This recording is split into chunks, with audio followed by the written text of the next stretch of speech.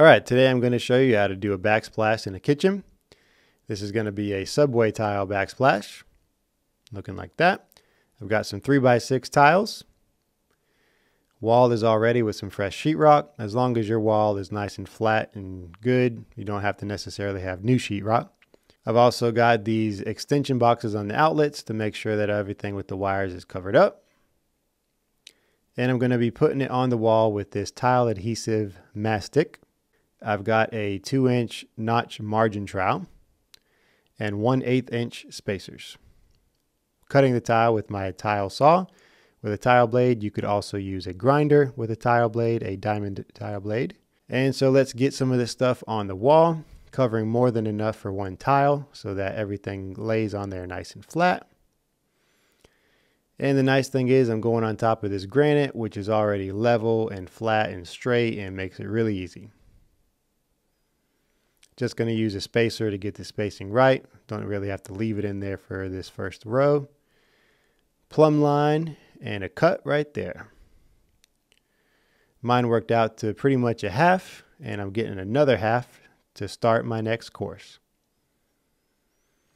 In some cases, you want to double check your measurement to see how your cut is going to end up, because if you end up with a too small of a cut, you may want to cut your first piece to get a bigger cut at the end. In my case, it works out pretty much to a full tile, which is really nice. So that little bit of a gap there, I'm just going to even it out so that I don't have to put a tiny little nothing piece or anything weird. Just going to kind of work it out little by little. Now I'm going to get some cuts made around these light switches and outlets. Just holding it up in place and getting a mark with my pencil.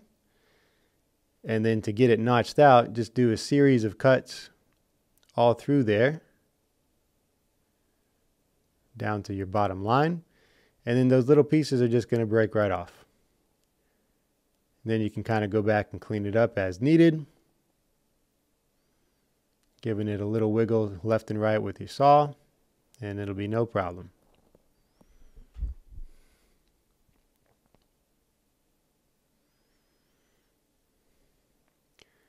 All right, I'm around 2 of these boxes.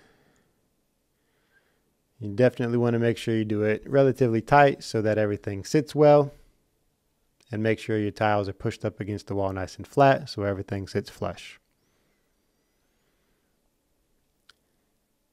Working out pretty nice at the top here, just had to rip it down a little bit. And I'm meeting the bottom of the cabinet real nicely. All right, I got this wall all done and ready for grout. Let that dry a little bit, and it can be grouted. This stuff does dry pretty fast.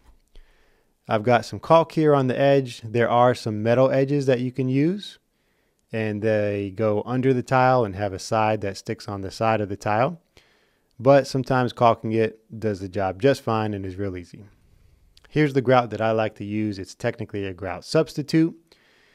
And it works really good. It's just got the orange on the top if you're getting it from Lowe's. And all you have to do is mix it with water. You want to get it to a nice consistency, kind of like peanut butter, so it's not too wet and messy and not too dry and hard to work with. All right, so we're ready for getting this grout in. I've got this paddle right here to smush it in with. And I'm just going to use my brick trowel here to get some lined up on the edge.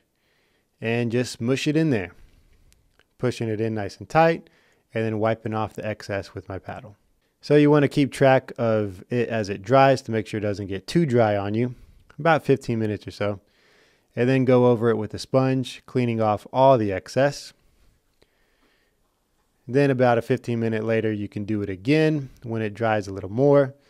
And then the next day when it's really dry, you can take a dry cloth over it. I've got this color matched grout for the corners here.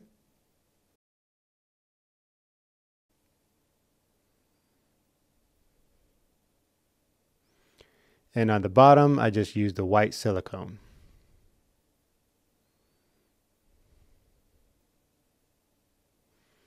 Got my outlet covers back on, and we're looking nice.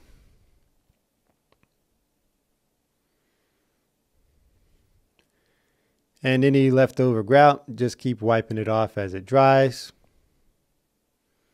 and you'll be good to go. So I hope this video helps for your project and was entertaining and helpful as well.